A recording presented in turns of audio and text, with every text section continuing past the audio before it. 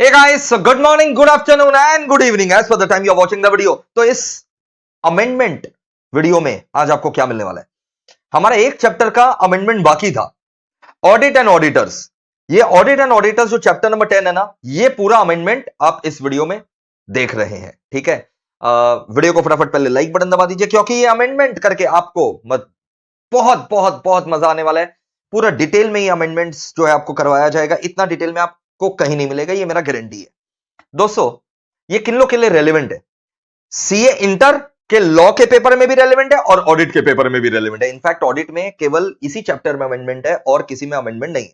CA में inter वाले बच्चे जो ग्रुप 2 दे रहे हैं, उनके ऑडिट के पेपर में ये वाला पूरा अमेंडमेंट है। और सीएस एग्जीक्यूटिव के तो कंपनी लॉ में है ही ये पूरा। तो CA inter law and audit, CA में inter audit, CS executive company law, okay. And सारे के सारे फाइनल लेवल वाले बच्चे, उनके भी सिलेबस में ये वाला ऑडिट एंड ऑडिटर्स का अमेंडमेंट रहता है। सीए फाइनल वाले बच्चे के भी सिलेबस में है, सीएस प्रोफेशनल वाले बच्चों के भी है और सीएमए फाइनल वाले बच्चों के लॉ के पेपर में है। तो भाई ये जबरदस्त अमेंडमेंट आपको जो है क्लास जो है ये देखना है। मैं बता दूं, ऐसा टेक्निकल अमेंडमेंट आया है। देखो, कुछ अमेंडमेंट फाइन्स पेनल्टीज का है, वो तो टेक्निकल नहीं है, वो तो एकदम सिंपल सा है। बट रूल्स में जो टेक्निकल अमेंडमेंट आया, आहा, मतलब जबरदस्त। चलो आओ, without wasting any time, let us hit it boys and girls. ये रहा chapter number 10 audit and auditors का अमेंडमेंट। देखो भाई, ऐसा है कि ये सारे अमेंडमेंट्स जो है ना, central government has amended the following sections. कैसे? Companies amendment act 2020। तो कंपनीज अमेंडमेंट एक्ट 2020 का पहले हम लोग अमेंडमेंट कर रहे हैं। सबसे पहले सेक्शन 140 का अगर हम लोग बात करें तो याद है 140 का जो रेजिग्नेशन में फाइन होता था, उसमें बदलाव आया है। सेक्शन 140 का सब सेक्शन 3 कि ऑडिटर अगर रिजाइन कर दिया और एडीडी 3 अगर फाइल नहीं किया तो ऑडिटर के ऊपर फाइन लगाया जाता था। ये देखो सेक्शन 140 का सब सेक्शन 3 में, for the word 5 lakh rupees the word 2 lakh shall be substituted. 5 lakh की जगह आपको 2 लाख सब्स्टिट्यूट कर देना है। तो आओ देखते हैं कहां पर। अरे मैक्सिमम फाइन जो 5 लाख था ना, वो 2 लाख हो गया। तो आपका जो ओल्ड लॉ है, जो आपके पास ऑलरेडी लिखा हुआ है, सर जो हमारे करंट टर्म के लेक्चर्स है सर, उनको भी ये देखना है क्या? देख लो। हालांकि करंट टर्म वाले जो लेक्चर्स हैं उसमें ऑलरेडी ये सारे अमेंडमेंट जो है पढ़ाए हुए हैं, ठीक है। बट फिर भी एक बार देखने से क्या है ना, सारा अमेंडमेंट एक साथ हो जाता है। देखो भाई, ओल्ड लॉ यहां पर ये था कि अगर auditor does not comply with the aforesaid provision, मतलब सबसेक्शन 2 वाला प्रोविजन, एडीडी 3 अगर जमा नहीं करता विद इन 30 डेज। अरे रेजिग्नेशन कर दिया, रिजाइन कर दिया, 30 डेज के अंदर कम से कम आरओसी को तो एडीडी 3 जमा करोगे। ऑडिटर को कम से कम 30 डेज के अंदर आरओसी को तो एडीडी 3 जमा करना पड़ेगा। कंपनी को तो बताना पड़ेगा रीजन ऑफ रेजिग्नेशन। और अगर गवर्नमेंट कंपनी है तो सीएनडीजी ऑल्सो। नहीं करता तो पेनल्टी लगता था। पेनल्टी 50,000 रुपया या फिर amount equal to the remuneration of auditor which is less. ये अभी भी है। और अगर कंटिन्यूइंग फाइन था तो further penalty 500 for each day, subject to maximum 5 lakh. ये 5 लाख कट करके अब 2 लाख हो गया। अमेंडमेंट खाली यही है कि 5 लाख की जगह 2 लाख हो गया। सेक्शन 143 का सब सेक्शन 15, सेक्शन 143 का सब सेक्शन 15 में भाई क्या था? अगर फ्रॉड का रिपोर्टिंग तुमने नहीं किया तो तुम्हारे ऊपर पेनल्टी लगाया जाता था। देखो, if any auditor, cost accountant, company secretary, any auditor मतलब सीए वाला ऑडिटर, कॉस्ट अकाउंटेंट सीएमए वाला, कंपनी सेक्रेटरी जो सेक्रेटरियल ऑडिट करता है, ठीक है। तो ये हो गया आपका financial audit, cost accountant cost audit, company secretary secretarial audit जो करता है। If they do not comply with the provisions of subsection 12, 143 subsection 12 read with rule number 13 क्या था? fraud reporting। अगर इन लोग ये कंप्लाई नहीं करता तो लिस्टेड कंपनी, अगर लिस्टेड कंपनी का केस है तो इनके ऊपर पेनल्टी लगाया जाएगा। Auditor, cost accountant, CS in practice जो भी फाउंड गिल्टी, उनके ऊपर पेनल्टी लिस्टेड कंपनी के केस में लगाएगा 5 लाख। एनी अदर कंपनी में पेनल्टी लगेगा 1 लाख। लिस्टेड कंपनी के केस में 5 लाख, एनी अदर कंपनी के केस में पेनल्टी 1 लाख। चेक करो करंट टर्म वाले बच्चों, तुम्हारे कॉपी में ऑलरेडी यही वाला लिखवाया हुआ है। ओल्ड लॉ जाने का दरकार नहीं आपको। सेक्शन 147 में मैं अगर आपको बताऊं तो सेक्शन 147, अरे भाई सेक्शन 147 ही तो ब्लैंकेट प्रोविजन है जो कि सारे सारे सेक्शंस का कॉन्ट्रवेंशन के लिए फाइन प्रिस्क्राइब कर रखा है। तो सब सेक्शन 1 में जो इंप्रिजनमेंट था ना 1 साल वाला, वो हटा दिया, डिक्रिमिनलाइज कर दिया। ऑफेंसेस को क्या कर दिया? डिक्रिमिनलाइज। 1 साल का जो इंप्रिजनमेंट था वो हट गया, ठीक है ना। और ऑब्वियस बात है, जब 1 साल का इंप्रिजनमेंट हट गया तो और 1 लाख और बोथ जो था वो बोथ हट जाएगा ना। 1 साल का जब जेल हट गया, पहले क्या था? 1 साल का जेल और 1 लाख और बोथ, तो अब और बोथ भी तो हटाना पड़ेगा ना। तो 1 लाख और बोथ में से खाली 1 लाख रहेगा और बोथ हट गया, ठीक है। Words 1 lakh and both, only the word 1 lakh shall be substituted. We got it sir, we got it. Clear है सर। ये देखो यहां पर, ये देखो ओल्ड लॉ ये था बेटा, ये देख लो बेटा, ओल्ड लॉ ये था। देख रहे हो ना, पहले क्या लग जाता था? फाइन लग जाता था 10,000 से 1 लाख और 1 ईयर इंप्रिजनमेंट, ये 1 ईयर इंप्रिजनमेंट हट गया और यहां से ये बोथ हट गया, ठीक है, ये वाला बोथ हट गया। क्लियर है सर, समझ में आ गया सर, क्लियर है।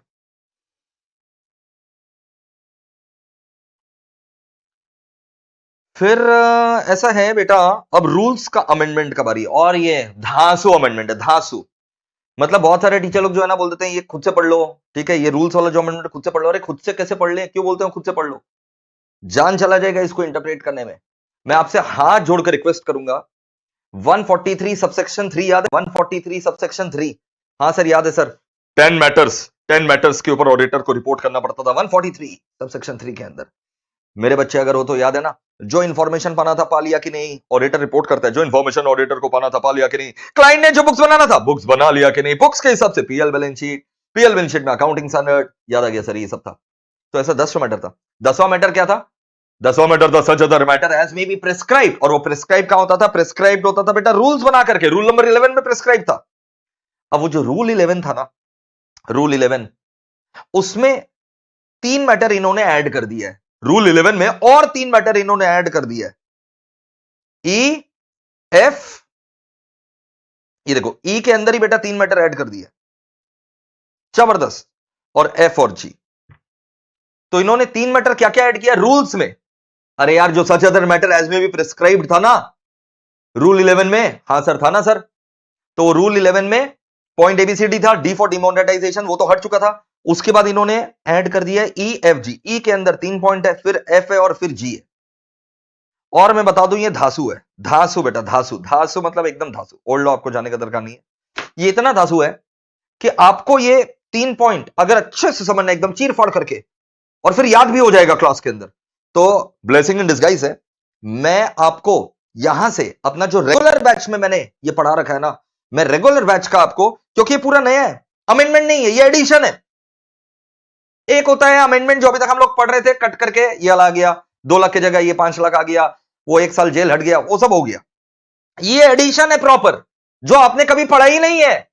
तो ये मैं ऊपर ऊपर से पढ़ा दूं, ये नहीं हो सकता, मेरे से तो नहीं हो सकता। तो मैं आपको पूरा डिटेल में जो रेगुलर बैच का मेरा इंटरप्रिटेशन है, मैं वो आपको रेगुलर बैच का इंटरप्रिटेशन ये सब पॉइंट्स के लिए दे रहा हूं, ठीक है। तो अब यहां से प्लीज ये 3 पॉइंट जो है बहुत अच्छे से समझने का चेष्टा करिएगा। एक बार लगेगा समझ में नहीं आ रहा, लेकिन डटे रहिएगा, भयानक वाला अच्छे से समझ में आ रहेगा। You just need to watch the full video, I am guaranteeing you तुमको याद भी हो जाएगा और तुम अमेंडमेंट समझाने लायक भी हो जाओगे दूसरे को। और मैं बता दूं, ये अमेंडमेंट जो है ना, आपके टीचर लोग आपको नहीं पढ़ा रहे हैं क्योंकि इंटरप्रेट करने में उनको खुद ही दिक्कत आ रहा है, बट ये सच है। तो प्लीज प्लीज प्लीज प्लीज आप इसको अच्छे से देखिए, और कमेंट बॉक्स में पक्का से कमेंट करके बताइएगा, ठीक है, कि अमेंडमेंट आपको समझ में आ गया है कि नहीं। कमेंट बॉक्स में पक्का से कमेंट करके बताइएगा कि कैसा लगा। अब रेगुलर बैच का जो मेरे पॉइंट्स है ये देखना चालू करिए, और मैं पूरा डिक्टेट भी कर दूंगा आपको। यहां तो मैंने पीपीटी दे ही रखा है, मैं पूरा डिक्टेट भी करूंगा, वो डिक्टेटेड नोट्स भी लिखिएगा।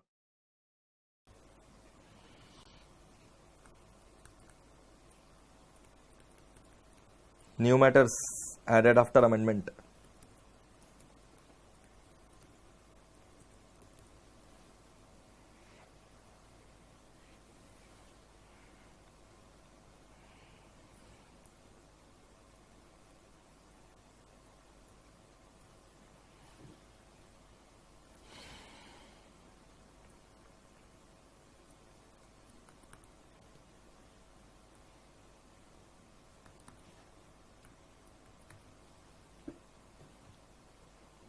New matters added after amendment.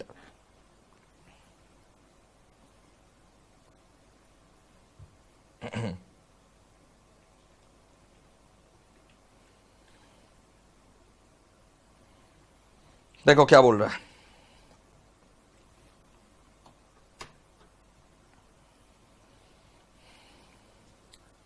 पढ़ो। ई का पहला पॉइंट में क्या लिखा हुआ है? Whether the management has represented that, आपको वर्ड टू वर्ड नहीं लिखना है, लेकिन सब्सटेंस तो लिखना पड़ेगा ना, substance. Whether the management has represented that to the best of its knowledge and belief, other than as disclosed in the notes to accounts, other than as disclosed in the notes to accounts, no funds have been advanced. क्या management ने representation दिया है? कि notes and accounts में जो disclose है उसके अलावा और कोई फंड एडवांस नहीं दिया गया है, लोन नहीं किया गया है, इन्वेस्टमेंट नहीं किया गया है, whether management has given representation that according to the best of his knowledge and belief, apart from the disclosures already made in the notes and accounts, no funds have been advanced or loaned or invested, whether from borrowed fund or share premium or any other source or kind of funds, मतलब कहीं से भी, by the company to any other person or entity, by the company to any other person or entity, including foreign entity, by the company to any other person or entity, by the company to any other person or entity, including foreign entity, bracket में intermediaries बोल रहे हैं इन लोग को, with the understanding, understanding can be in writing or otherwise, oral भी हो सकता है, with the understanding either writing or otherwise, that the intermediary shall whether directly or indirectly lend or invest in other person or entities identified in any manner whatsoever on behalf of the company, any ultimate beneficiaries, or provide any guarantee security or the like on behalf of the ultimate beneficiaries. Sir जान ले लीजिए, आप एक काम करिए, मत समझिए, आप हम लोग को जो है ना जान ले लीजिए, वो ज्यादा आसान रहेगा, जान देना ज्यादा आसान रहेगा sir, rather than interpreting this provision. अरे बड़ा सिंपल है, बड़ा सिंपल है मेरी जान, आओ ना, बड़ा सिंपल है यार, बड़ा सिंपल है, समझाएंगे समझाएंगे.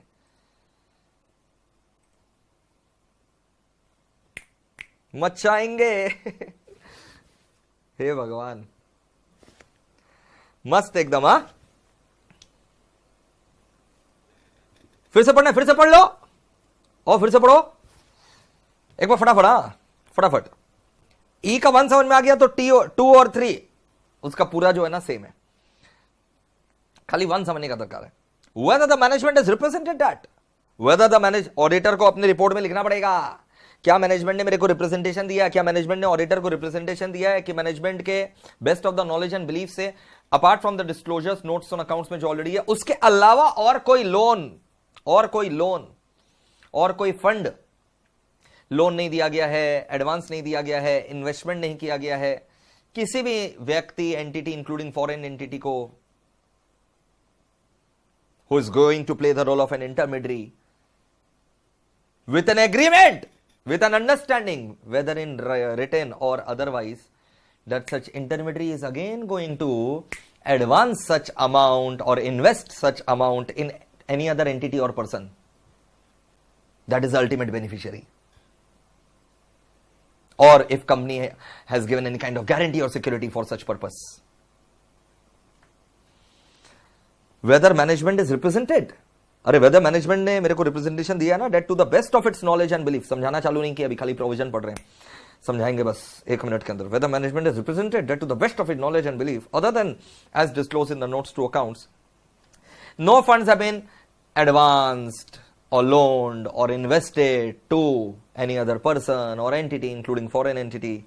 No funds have been invested or advanced or loaned by the company to any other person or entity including foreign entity, bracket में intermediaries बोलेंगे अब इन लोग को.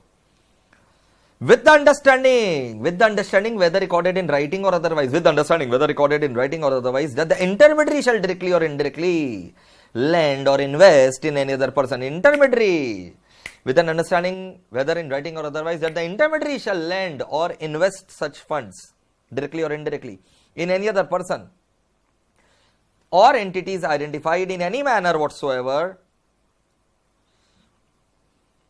or by or on behalf of the company which is the ultimate beneficiaries, those persons are ultimate beneficiaries, or provide any guarantee or security on behalf of the ultimate beneficiaries, or provide any guarantee or security on behalf of the ultimate beneficiaries.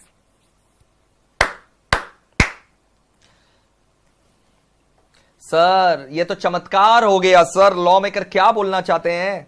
3 idiot वाला मेरे को तो dialogue याद आ रहा है, 3 idiot वाला professor बोलेगा law maker को, अरे कहना क्या चाहते हो, अरे कहना क्या चाहते हो, कहना क्या चाहते हैं, आओ तुम्हारा रेंचो तुम्हें आ गया समझाने के लिए, मेरे बच्चों आ जाओ, क्या कहना चाह रहे देखो.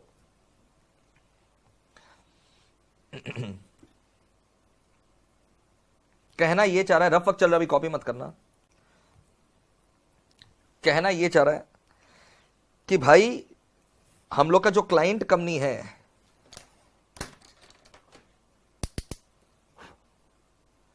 हम लोग का जो क्लाइंट कंपनी है, कहना क्या चाह रहा है सुन लो, हम लोग का, अरे हम ऑडिटर है, मेरा क्लाइंट कंपनी है, क्या मेरा कंपनी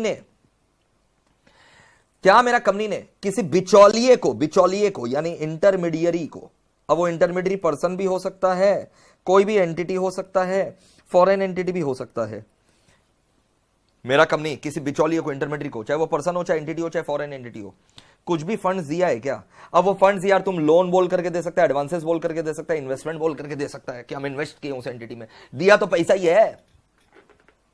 कहां से लाया सर पैसा? कंपनी कहीं से भी लाया हो, चाहे कंपनी का बोरोड फंड हो, चाहे सिक्योरिटी प्रीमियम का फंड हो, चाहे एनी अदर फंड हो, कंपनी ने क्या अपना फंड लोन या एडवांसेस या इन्वेस्टमेंट बोल करके किसी बिचौलिए को, इंटरमीडियरी को दिया है क्या? With an understanding. और इस इंटरमीडियरी के साथ मेरा ये समझौता था क्या, चाहे रिटन समझौता या ओरल समझौता, कि इंटरमीडियरी तेरे को हम लोग ये फंड इसलिए दे रहे हैं ताकि तुम जो है ना, हम लोग का डायरेक्टर का एक कंपनी है, और एक कंपनी का डायरेक्टर लोग जो है ना एक और कंपनी खोल रखा है। अगर हम लोग देखो, ये जो एक्स लिमिटेड कंपनी है, एक्स लिमिटेड, चलो ना प्रैक्टिकल एग्जांपल देते हैं, मोहित एडिकॉम प्राइवेट लिमिटेड में जो पैसा लगा है, शेयर होल्डर लोग का पैसा लगा है, ठीक है, शेयर होल्डर लोग का। एक और कंपनी है एड्यूलाइफ अचीवर्स प्राइवेट लिमिटेड, ये दोनों कंपनी सच में है। अब क्या है ना, एमईपीएल जो कंपनी है ना, इसके डायरेक्टर है मोहित अग्रवाल, और इसकी जो बीवी है वंदना अग्रवाल, वो एड्यूलाइफ अचीवर में डायरेक्टर है। मतलब एमईपीएल के डायरेक्टर के रिलेटिव एड्यूलाइफ अचीवर प्राइवेट लिमिटेड के डायरेक्टर्स हैं, मेंबर्स हैं। तो हम चाहते हैं एड्यूलाइफ अचीवर्स को फायदा हो, लेकिन अगर डायरेक्टली हम एड्यूलाइफ अचीवर्स को लोन वगैरह देना चालू कर देंगे तो एमईपीएल के शेयर होल्डर लोग क्वेश्चन करना चालू कर देंगे। बाय द वे क्वेश्चन नहीं करेंगे क्योंकि एमईपीएल के शेयर होल्डर हम ही हैं, बट समझा रहे हैं तुमको कि अगर मान लो आउटसाइड शेयर होल्डर होता तो एमईपीएल का शेयर होल्डर लोग क्वेश्चन करना चालू कर देता, अपनी बीवी का कंपनी का लोन देता है, अपनी बीवी का कंपनी का लोन दे रहा है, ये क्वेश्चन क्यों नहीं कर सकता एमईपीएल का शेयर होल्डर वास्तविकता में? क्योंकि हम ही शेयर होल्डर है, मेरा ही पैसा लगा है। समझ में आ गया सर? लेकिन अगर आउटसाइड शेयर होल्डर लोग होता तो उन लोग तो क्वेश्चन करता ना कि अच्छा अपनी बीवी का कंपनी को लोन दे रहा है, तो फिर क्या होता ना, बहुत सारा कंपनी लोग इंटरमीडियरी का सहारा लेता है कि ठीक है बीवी का कंपनी को लोन दे रहे हैं, ये नहीं दिखाई दे, चलो इंटरमीडियरी का सहारा ले लेते हैं, बिचौलिए का सहारा ले लेते हैं, मिस्टर एक्स को बीच में रख दो, एक्स लिमिटेड को बीच में रख दो। अब तो शेयर होल्डर लोग को यही दिखाई देगा, एमईपीएल का शेयर होल्डर लोग, कोई दिक्कत नहीं है ना, हम लोग तो मिस्टर एक्स को लोन दे रहे, एक्स लिमिटेड को लोन दे रहे, बोला हाँ कोई दिक्कत नहीं है। लेकिन हम लोग इसके साथ समझौता कर लिए थे, इस इंटरमीडियरी के साथ, कि आगे तेरे को ये लोन फॉरवर्ड करना है एड्यूलाइफ अचीवर्स को। समझ में आ गया सर? तो अगर ऐसा हो रहा है तो नोट्स एंड अकाउंट्स में लिख दो, कंपनी तुम नोट्स एंड अकाउंट्स में लिख। मैंने कंपनी से पूछा तुमने नोट्स एंड अकाउंट्स में ऐसा कोई डिस्क्लोजर तो दिया नहीं है? अरे कंपनी मैं ऑडिटर हूं तुम्हारा, तुमने नोट्स एंड अकाउंट्स में तो ऐसा कोई डिस्क्लोजर दिया नहीं है कि तुमने बिचौलिए को लोन दिया, बिचौलिए को इन्वेस्टमेंट दिया, बिचौलिए को एडवांसेस दिया, लोन एडवांस इन्वेस्टमेंट, और बिचौलिए को बोला कि सामने वाला कोई दूसरा कंपनी को फॉरवर्ड करो, दूसरा पर्सन को फॉरवर्ड करो। तुमने नोट्स एंड अकाउंट्स में तो डिस्क्लोजर दिया नहीं है। तो मैनेजमेंट बोला क्योंकि कुछ ऐसा हुआ नहीं है इसलिए डिस्क्लोजर दिया नहीं है। अच्छा मैनेजमेंट तुम रिप्रेजेंटेशन दे रहे हो ना, management I want a representation from your side, written representation from your side कि ऐसा कुछ नहीं हुआ है, to the best of your knowledge and belief ऐसा कुछ नहीं हुआ, तुम लिख करके दे दो मेरे को। और यही बात फिर हम अपने ऑडिट रिपोर्ट में लिख देंगे कि चिंता मत करो, मैनेजमेंट ने हम लोगों को रिटन रिप्रेजेंटेशन दिया है कि ऐसा कुछ नहीं हुआ है। क्या कुछ नहीं हुआ है? यही कि कंपनी ने बिचौलियों को लोन इन्वेस्टमेंट दे रखा हो और वो बिचौलिया जो है आगे किसी पर्सन या एंटिटी को दिया हो, या फिर मैंने बिचौलिए को ये लोन एडवांस इन्वेस्टमेंट क्यों दिया, रुपया क्यों दिया, मैंने बिचौलिए को रुपया क्यों दिया, ताकि वो रुपया सामने वाले को फॉरवर्ड करे, या फिर ये बिचौलिया चलो रुपया भी फॉरवर्ड नहीं करे, खाली गारंटी और सिक्योरिटी ले ले। मान लो से फॉर एग्जांपल बैंक से लोन ले रहा है, बहुत ध्यान से सुनना, बैंक से लोन ले रहा है एड्यूल अचीवर, बैंक से लोन ले रहा है, बैंक से लोन ले रहा है भाई ईएलए, बैंक से लोन ले रहा है ईएलए। तो मैंने बिचौलिए को बोला है, बिचौलिया ए इंटरमीडियरी, जा जाकर के बैंक को गारंटी दे। अरे हम अगर गारंटी देंगे ना बैंक को तो फिर दुनिया के नजर में आ जाएंगे। तो ए बिचौलिया तुम गारंटी देना बैंक को, तुम गारंटी दे बैंक को कि bank please give the loan to ELA. और बिचौलिया तुम जाकर के बैंक को गारंटी दे। और बिचौलिया तुम डर क्यों रहा है? तेरे को तो आज ही के डेट पर हम तेरे को रुपया दे रहे हैं, क्या चीज का डर? जा जाकर के गारंटी दे। डूब भी गया तो क्या, तेरे को तो हम रुपया दे ही दिए हैं उसके बदले। तो जा जाकर के गारंटी दे या फिर अपना जमीन गिरवी रख दे, सिक्योरिटी दे दे बैंक को। अगर ऐसा हुआ है तो नोट्स एंड अकाउंट्स में डिस्क्लोज कर दीजिए। और अगर आप नोट्स एंड अकाउंट्स में ये सब डिस्क्लोज नहीं किया तो रिप्रेजेंटेशन दे दीजिए मेरे को कि ऐसा कुछ नहीं हुआ है। हुआ है तो नोट्स एंड अकाउंट्स में डिस्क्लोज करिए, और अगर नहीं हुआ है तो मैनेजमेंट आप प्लीज मेरे को रिप्रेजेंटेशन दे दीजिए कि ऐसा कुछ नहीं हुआ है।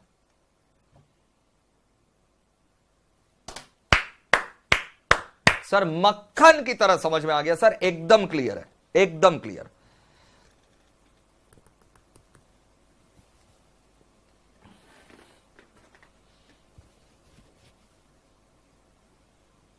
सर एक बार फिर से समझाएंगे?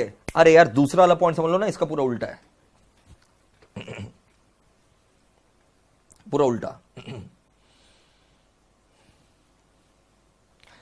कंपनी तो बिचौलिया का काम नहीं किया है ना, समझ गए सर? चुप हो जाइए sir, freeze, we understood sir. Company तो बिचौलिया का काम नहीं किया ना, मतलब किसी और एंटिटी या पर्सन से फंड्स आया कंपनी के पास, किसी और एंटिटी या पर्सन से लोन, जो भी फंड्स आया कंपनी के पास, ताकि कंपनी क्या कर सके, कंपनी अल्टीमेट बेनिफिशियरी को, अल्टीमेट, इन लोग कौन था अल्टीमेट बेनिफिशियरी? यहां इस ट्रांजैक्शन में इन लोग बिचौलिया था, एड्यूल अचीवर क्या था, अल्टीमेट बेनिफिशियरी था, ईएलए क्या था, अल्टीमेट बेनिफिशियरी। वैसे ही कहीं हम लोग तो पैसा नहीं लिए ना किसी और पर्सन या एंटिटी से, ताकि हम लोग ये पैसा आगे जाकर के लोन दे सके अल्टीमेट बेनिफिशियरी को, या फिर गारंटी सिक्योरिटी प्रोवाइड कर सके अल्टीमेट बेनिफिशियरी के लिए। ना हम लोग दिए हैं बिचौलिए को, और ना हम लोग खुद बिचौलिए बने हैं। यह बात मैनेजमेंट रिप्रेजेंटेशन दे देगा हम लोग को। और तीसरा पॉइंट में फिर ऑडिटर यह भी लिखेगा कि मैनेजमेंट रिप्रेजेंटेशन हमने आंख बंद करके नहीं माना है। मैनेजमेंट का जो रिप्रेजेंटेशन मिला है, ऑडिट करते समय हम लोग को कोई एविडेंसेस नहीं मिला। ऑडिट करते समय, प्रोसीजर लगाते समय हमारे सामने ऐसा कोई एविडेंस नहीं आया जो कि इस बात पर यकीन दिलवाता कि मैनेजमेंट का रिप्रेजेंटेशन गलत है। मतलब we are not having any doubt, we have not received any evidences which creates a doubt on the reliability of the management representation. Management का रिप्रेजेंटेशन को शक किया जाए, ऐसा कोई एविडेंसेस हम लोग को नहीं मिला था ऑडिट प्रोसीजर परफॉर्म करते समय। मक्खन। यही था तुम्हारा पॉइंट नंबर ई, जो न्यू मैटर ऐड हुआ। एफ और जी तो एक एक मिनट का है। क्लियर है सर? अभी लिखवाएंगे तो और क्लियर हो जाएगा।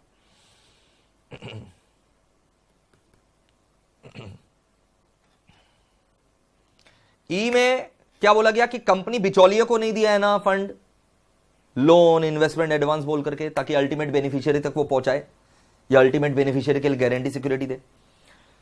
और दूसरा पॉइंट में क्या बोला गया, हम लोग तो बिचौलिए नहीं बने हैं ना, कंपनी तो बिचौलिए की तरह, इंटरमीडियरी की तरह कहीं से फंड नहीं लिया है ना, ताकि पास ऑन कर सके अल्टीमेट बेनिफिशियरी को।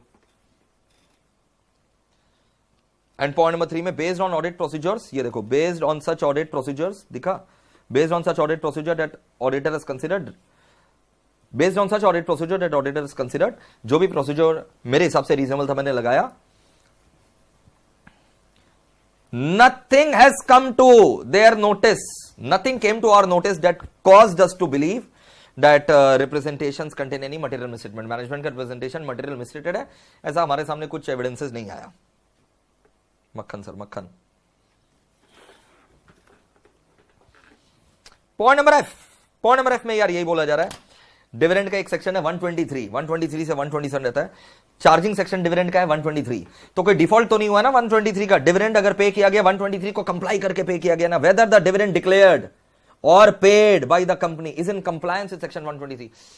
सांस में तेरी सांस मिली तो मुझे सांस आए, मुझे सांस आए।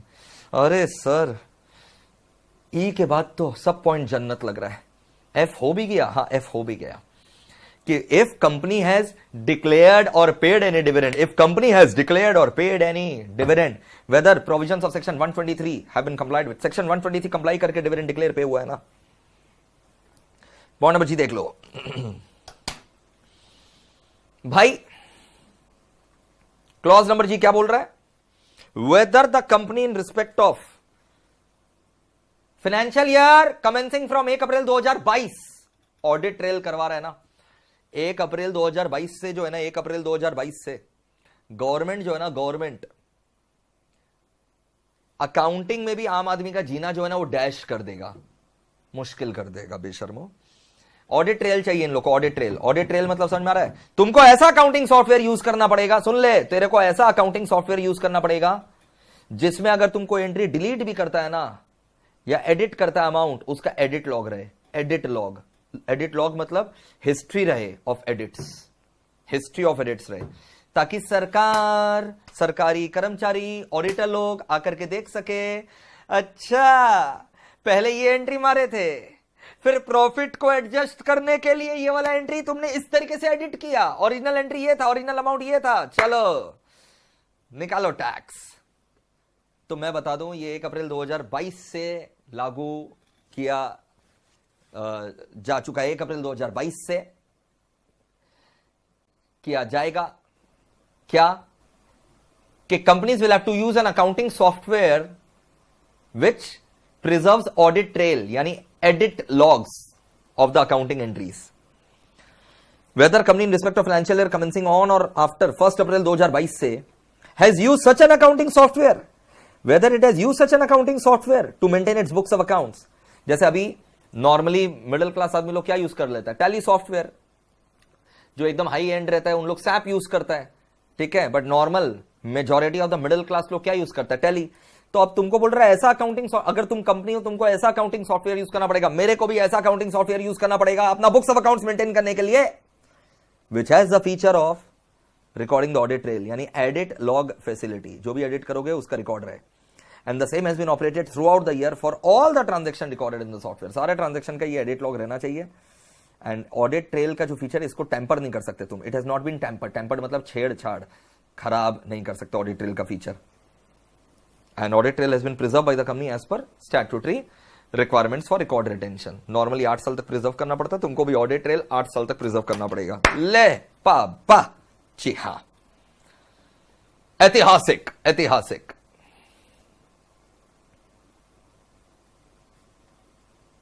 मक्खन एकदम क्लियर है ना।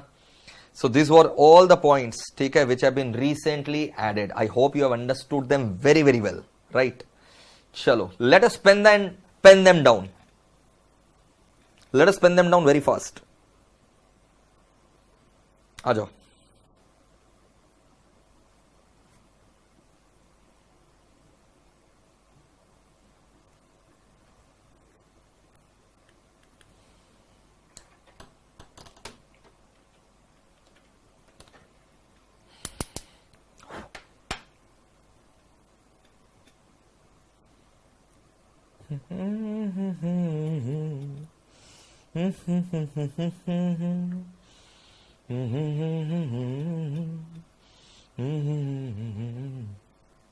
चल लेख मेरे बच्चे, new matters added after amendment.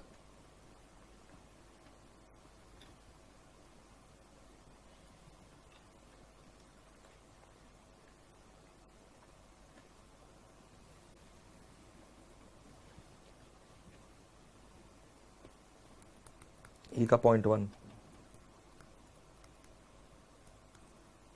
whether management has represented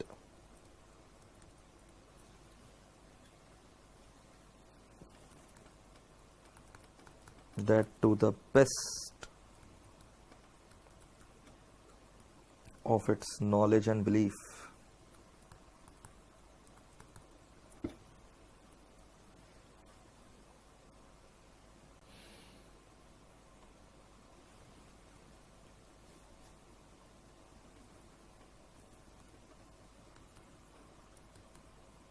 other than as disclosed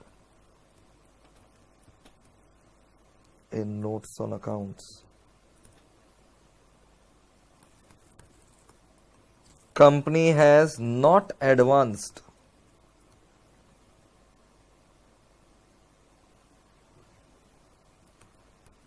oblique loaned oblique invested any funds to any person oblique entity including foreign entity. इन लोग को क्या बोलेंगे? बिचौलिया. ये person, entity including foreign entity, बिचौलिया, intermediaries.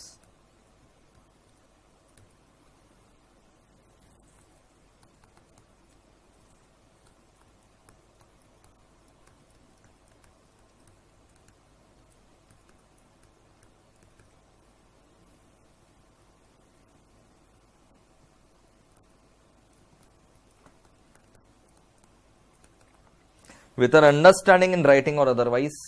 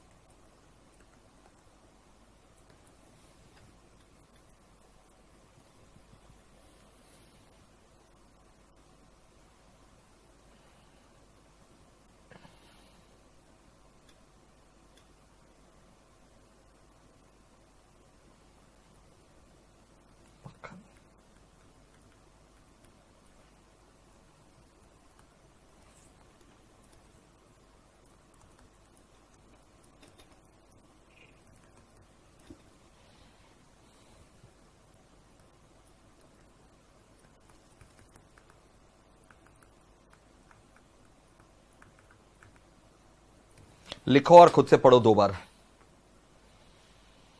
मक्खन की तरह समझ में आ जाएगा, कोई टेंशन नहीं है.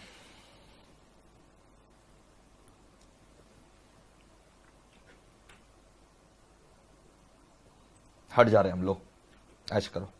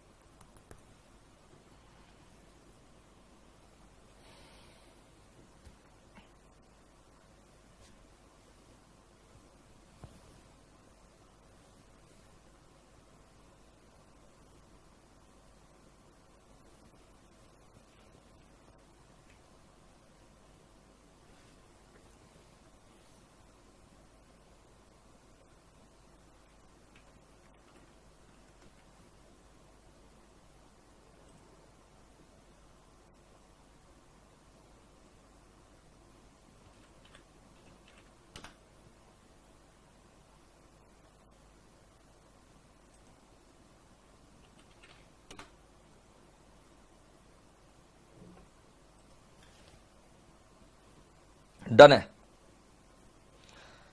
अब पॉइंट नंबर 2 में इसका उल्टा होगा रे. देखो जो हम ब्रैकेट में लिखे हैं, वाइट ब्रैकेट में, वो तो सेम ही लिखना है.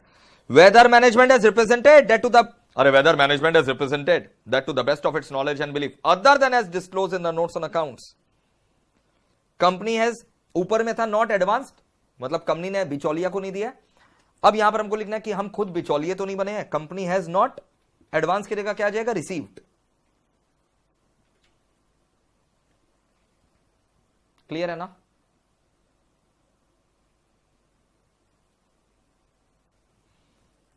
कंपनी हैज नॉट रिसीव्ड, ऊपर में था कंपनी ने दिया तो नहीं है। अब यहां पर कंपनी ने ऐसा कोई फंड लिया तो नहीं है बिचौलिए की तरह ताकि आगे फॉरवर्ड करना हो। Company has not received any funds.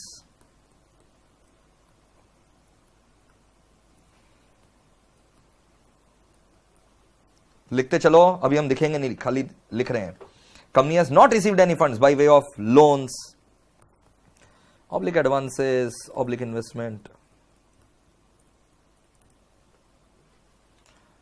with an understanding,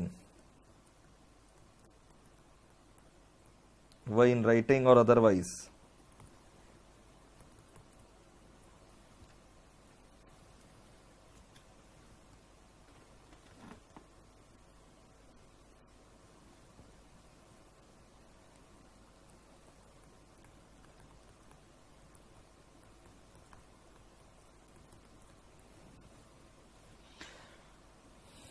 that हम बिचौलिए की तरह तो नहीं काम कर रहे हैं ना, that such funds be loaned, oblique advanced और इन्वेस्टेड, पूरा सेम अब लिख दो, टू एनी अदर पर्सन और एंटिटी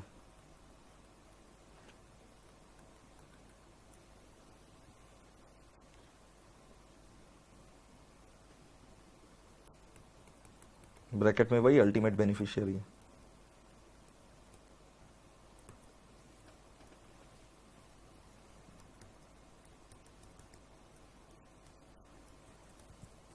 या फिर कंपनी को पैसा मिला, क्यों? कंपनी क्या बिचौलिया की तरह काम कर रहा है कि पैसा लेकर के आगे लोगों को फॉरवर्ड करेगा, या फिर पैसा लेकर के दूसरे उन अल्टीमेट बेनिफिशियरीज के लिए गारंटी सिक्योरिटी प्रोवाइड करेगा? कंपनी को पैसा मिला, ए रुको लिखो मत, कंपनी को पैसा मिल रहा है। क्यों मिल रहा है कंपनी को पैसा? क्या आगे लोन फॉरवर्ड करने के लिए, या फिर कंपनी ने पैसा लिया है दूसरे लोगों को गारंटी सिक्योरिटी देने के लिए? मतलब बिचौलिया की तरह काम किया है और प्रोवाइड गारंटी सिक्योरिटी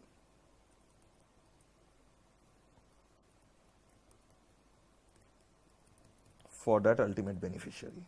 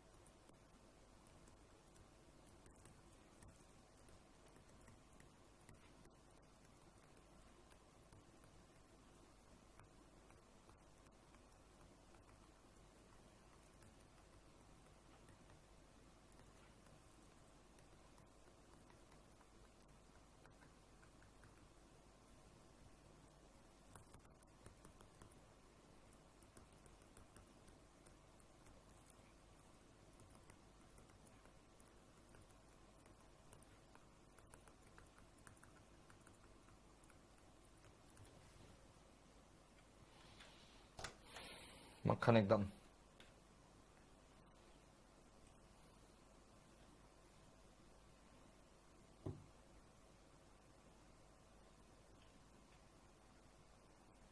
लिख लो फास्ट।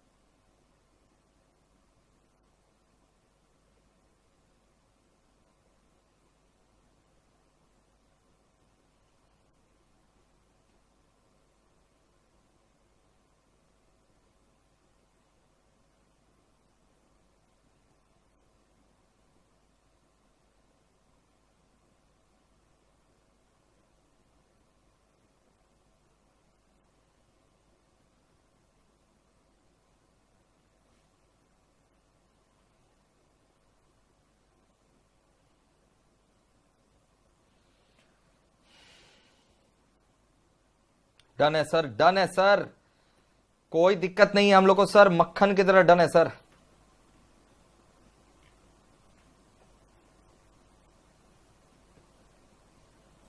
कोई डर नहीं, कोई दिक्कत नहीं सर। अब आप लोग बताइएगा तब जाकर के ये सब बाजार में पढ़ाई होगा।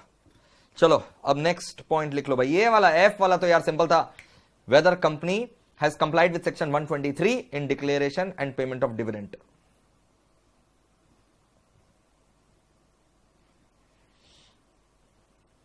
लिख दो, weather company has complied section 123 of the Companies Act 2013 in declaration and payment of dividend। और लास्ट वाला तो भाई प्रोटेस्ट चल रहा है और प्रोटेस्ट चलते रहेगा बिजनेसमैन लोग का कि इनको ऑडिट ट्रेल चाहिए पूरा, जो डिलीट हुआ वो भी दिखाओ। डिलीट हुआ तो कुछ तो बात होगा, वो भी दिखाओ। क्या दिक्कत है तुमको, दिखाओ जो डिलीट हुआ।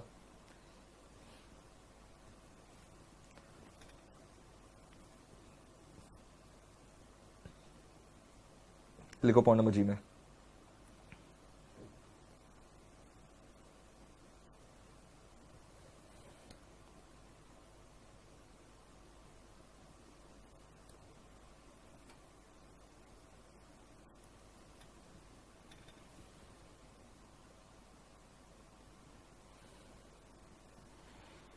व्हाइट से लिख देते हैं ताकि मिक्स ना हो।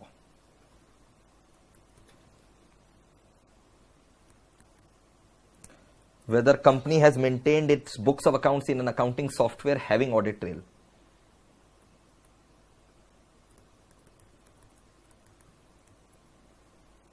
With effect from, with WEF मतलब with E effect F from, with effect from। Whether company has maintained with effect from 1/4/2022।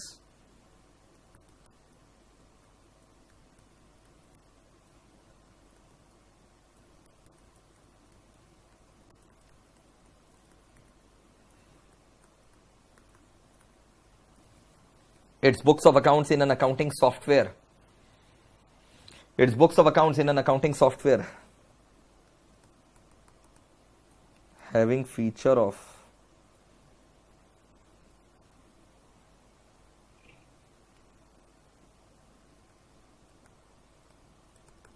Audit trail bracket में एडिट लॉग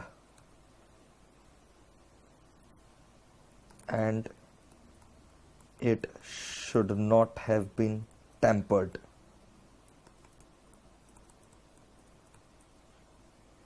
at all, कुछ भी टैंपरिंग नहीं हो। Welcome to new India where all the rules are for us, nothing for the government। तो ये था भाई सारा का सारा आपका ऑडिट एंड ऑडिटर्स का अमेंडमेंट। आई होप बहुत जबरदस्त लगाओ भाई, जबरदस्त लगाओ, है ना। वीडियो को पक्का से बाद बाकी दोस्तों के साथ भी शेयर कर लेना कि देख भाई ये सारे अमेंडमेंट्स है, हमारे टीचर ने तो पढ़ाई नहीं है, चल यार मोहित सर का ये वाला अमेंडमेंट सारा कर ले, मस्त है। ठीक है, चलो, wish you all the very best for your exams. You are surely going to rock. Stay connected because lot more revision videos are on your way. Take care, lots of love.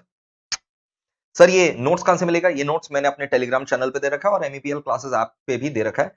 फटाफट वहां से Telegram channel join कर लेना और app को भी download कर लेना अगर अभी तक नहीं किया तो। चलो बाय।